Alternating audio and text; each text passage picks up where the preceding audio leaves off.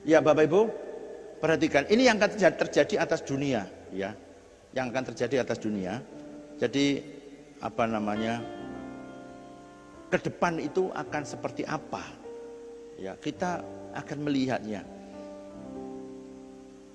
Orang ini spesial bagi saya, karena memang kehidupannya mulai pagi itu tidur sampai malam, kemudian dari malam sampai pagi lagi, itu dia mendengar suara Tuhan dan mencatat semua pesan Tuhan. Ya, mencatat semua pesan Tuhan. Nah, kemudian salah satu pesan Tuhan yang diberikan kepada saya itu adalah 3 ayat ini. Ya, oke, silakan ditayangkan, diambil gambarnya. Bapak Ibu yang punya silakan, yang punya handphone. Ya, Tuhan berikan 3 ayat ini kepada dia.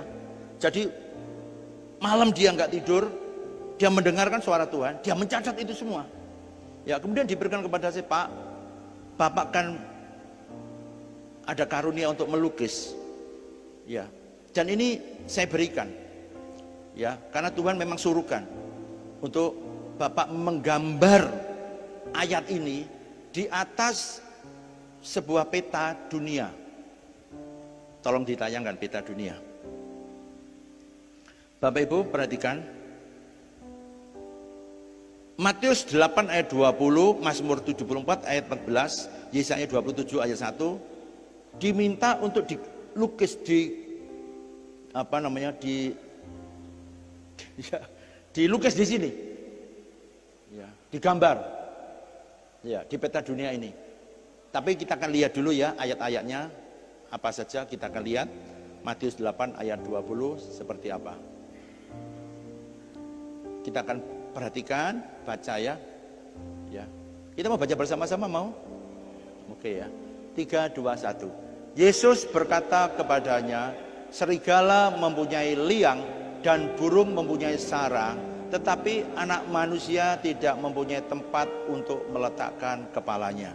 Perhatikan ayat itu tetap ditayangkan. Lalu saya akan menggambar di sini, serigala mempunyai liang dan burung mempunyai sarang, tetapi anak manusia tidak mempunyai tempat untuk meletakkan kepalanya. Lalu imajinasi saya menangkap ayat ini, serigala. Lah, lalu serigala itu ada di mana? Saya nggak bisa sembarangan gambar serigala di sini. Kemudian juga burung, sarang burung-burung dan sarangnya itu di mana? Kemudian anak manusia itu di mana? Ya. Kemudian ayat yang berikutnya, tolong ditayangkan. Mazmur 74 ayat 14 kita baca bersama-sama ya. 3 2 1. Engkaulah yang meremukkan kepala-kepala Lewiatan, yang memberikannya menjadi makanan penghuni-penghuni padang belantara. Di sana dikatakan Lewiatan. Siapa itu Lewiatan? Di mana Lewiatan di dunia ini? Di mana Lewiatan ini ada gambarannya di dunia ini? Oke. Ayat berikutnya. Yesaya 27 ayat 1. Pada waktu itu, bersama-sama ya, 3 2 1. Pada waktu itu Tuhan akan melaksanakan hukuman dengan pedangnya yang keras, besar dan apa itu?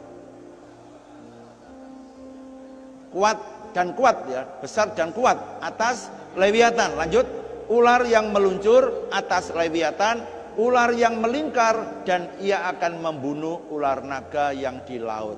Tadi disinggung tentang Lewiatan. Kemudian Lewiatan itu sungguh lagi-lagi di mana begitu. Kemudian Lewiatan, ular yang melingkar itu di mana? Ya, benar ya. Ular yang meluncur, benar ya. Ular yang melingkar, di mana? Ya. Ketika saya kebingungan, Roh Kudus memberikan ilham kepada saya untuk saya ambil spidol. Saya tidak pakai kuas yang biasa saya untuk melukis di kanvas, tapi saya pakai spidol. Kemudian dengan keadaan kebodohan saya menggambar saja pinggir tepi laut. Jadi di garis pantai. Ini saya tarik spidol, ya saya lukis saja di garis pantai. Yang pertama kali Amerika Serikat, benua Amerika, yang pertama saya lukis. Ya, saya ambil spidol, saya gambar ini. Yang terjadi seperti apa kita akan lihat. Yang satunya, peta satunya. Atau mungkin ini satu-satu kali ya.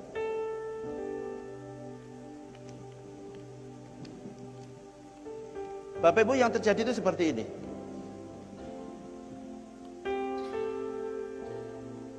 Tolong dibentangkan.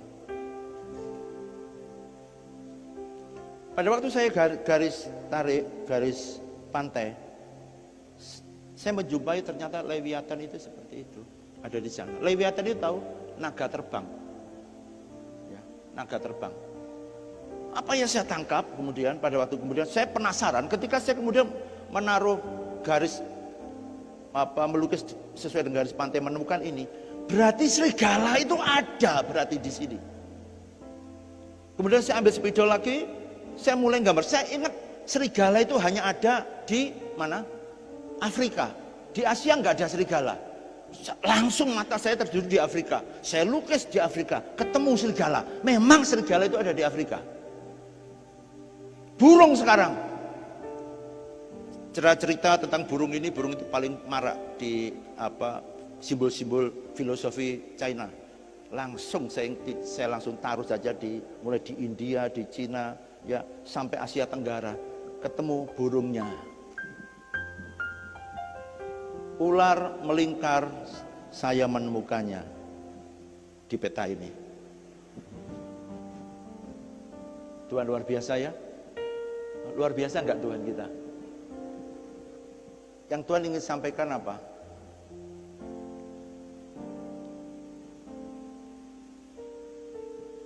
Negara-negara yang ada di sini harus bertobat. Negara-negara yang ada di sini harus bertobat. Karena kalau tidak bertobat, ada ayat yang tadi mengatakan apa? Akan dipecahkan kepala itu ya. Kepala si ular-ular naga yang tadi. Artinya akan ada penghukuman daripada tempat maha tinggi. Jadi berdoalah untuk Kanada, Amerika dan beberapa negara ya, supaya negara-negara ini dipertobatkan. Injil diwartakan 90% itu sebetulnya berasal daripada Amerika. Misionaris-misionaris dari Amerika ini pergi ke seluruh dunia. 90%. Ya, tapi anehnya Tuhan justru akan menghukum negara ini kalau tidak bertobat. Oke. Lalu di mana anak manusia meletakkan kepalanya? Dikatakan oleh firman Tuhan, anak manusia itu sudah tidak lagi menyerupai dirinya. Benar ya? Sudah tidak menyerupai anak manusia lagi karena dicambuk, diremukkan, ya, disalibkan. Dan saya menjumpai kepulauan Indonesia itu seperti orang tertidur. Ya, separuh. Nanti kalau bisa dibesarkan akan tampak ya. Itu yang terjadi Bapak Ibu. Jadi pendoa-pendoa harus terus memfokuskan ini ya, supaya Injil Kerajaan Surga benar-benar akan diberitakan ya secara meluas, kemudian pertobatan sungguh-sungguh boleh terjadi di seluruh dunia ya, supaya juga Tuhan tidak menghukum ya bangsa-bangsa ya, tapi Tuhan memberkati bangsa-bangsa. Itu bagian daripada kita.